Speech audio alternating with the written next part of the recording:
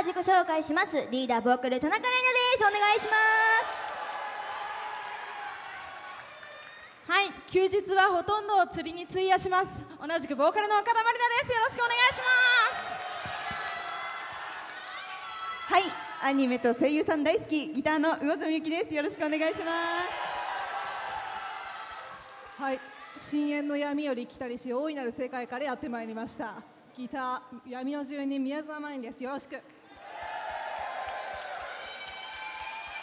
はい、今日は短い時間ですけどもよろしくお願いします。つんくさんから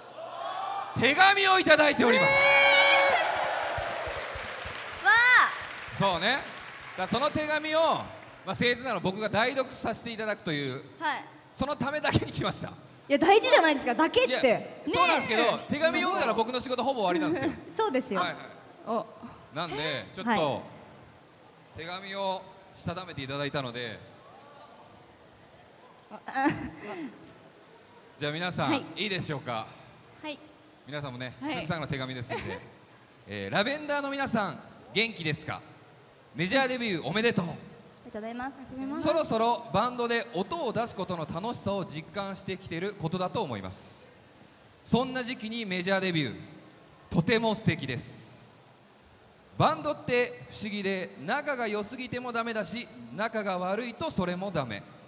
ある程度の距離感と信頼感、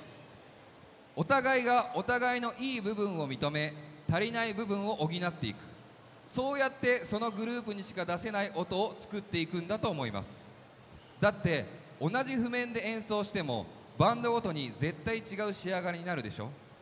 その出てきた音がいかに素敵か魅力的かってことが大事であって、うまい下手は関係ないんです。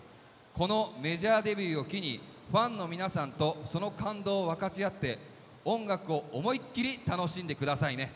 頑張れ。2015年7月1日、つんく。イエーイ。ありがとうございます。こんないい手紙をね、つんくさん書いていただきましたけど、聞いてみて岡丸いかがですか。いや、すごい泣きそう。ねえ、泣きそう。ちょっと潤んでるね。確かに潤んでる。いや、私最近すごい涙もろくて年が取ってきて。いや、そう。まだ若いでしょ。一番若いんですけど、でもすごい嬉しい。そうですね、なんか。まりちゃんいかが。とても心に響きました。響いてる感じがするわ。姉さんいかがですか。やっぱりなんかこんなにラベンダーのことを考えてくださってすごく私は嬉しいです。めちゃくちゃ考えてる感じですよね。レイナちゃんいかがですか。そうですね、やっぱりこのラベンダーを始めるきっかけをくれたのもつんくさんだったので、でもずっと関われてなくて、デビューしてからそのレイナがもうモーニング娘。やめて地元に帰るって言ったのを止めてくれてまで、バンドをやってみようって言ってくれたつんくさんのね、歌をずっと歌っていきたいです、じゃあ頑張りますって言って、2年間ぐらい離れちゃって、でこのメジャーという大事な時にやっぱこうつんくさんがまた関わってくれて、しかもこうやって手紙もくれてすごく嬉しいですね。審査員の方が、私宮城県出身なんですけど、牛タンを食べに行ってなかったらまた戻ってきてくれなかったんですよ。私時間になんか間違ったようで、時間が間違ったようで、もしその時審査員の人が牛タンを食べに行かなかったら、私はこのオーディションにいなかったんですよ。初めて聞いた。そうなんですね。最初牛タンの話何よとか結構大事な話。好きな食べ物の話したのかと思った。その牛タン1枚で私の運命は左右されました。牛タン1枚。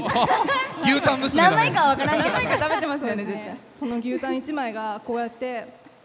田中さん、岡田さん、魚住さん、さん付けで初めて呼ばれた。こんな素敵なメンバーと出会わせてくれて、そしてここにいる皆さん全員と出会わせてくれて本当に嬉しいです。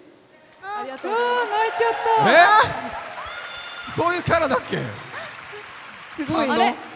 やっぱね、思い出すものがあるんだろうね。すごいなんかごめんなさい、端的にまとめてしまって。いや本当だよね。たまには自炊してみたい。でもなんかいい感じ。ブログに上げてみたけどリアクション全然薄いけど、そういうけどほとんどみんなが寂しいでしょ。誰かのために頑張るためにもバンドし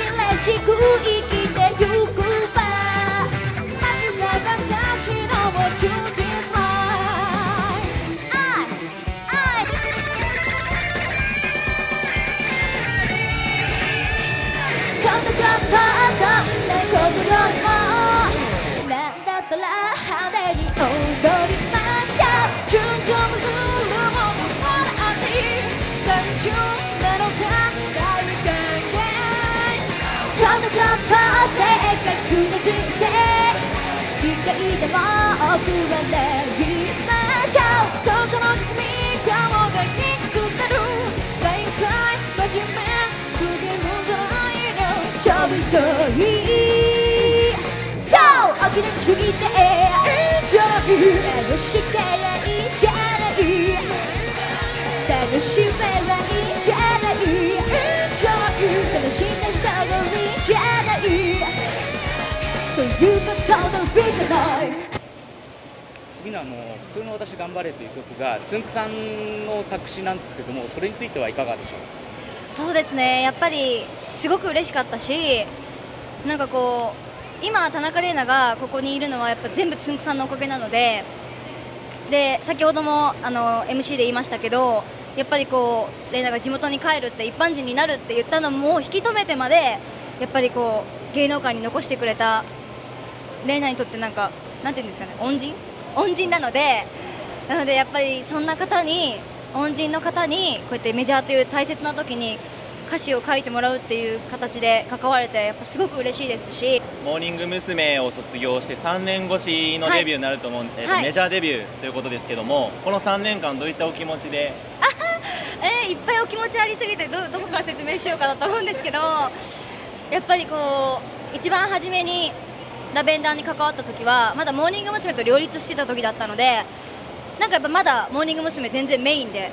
ラベンダー趣味みたいな気持ちでやってたんですよ。なんかやっぱりモーニング娘。のメンバーとも毎日もう個別握手とかすごくやってたので、毎日顔合わす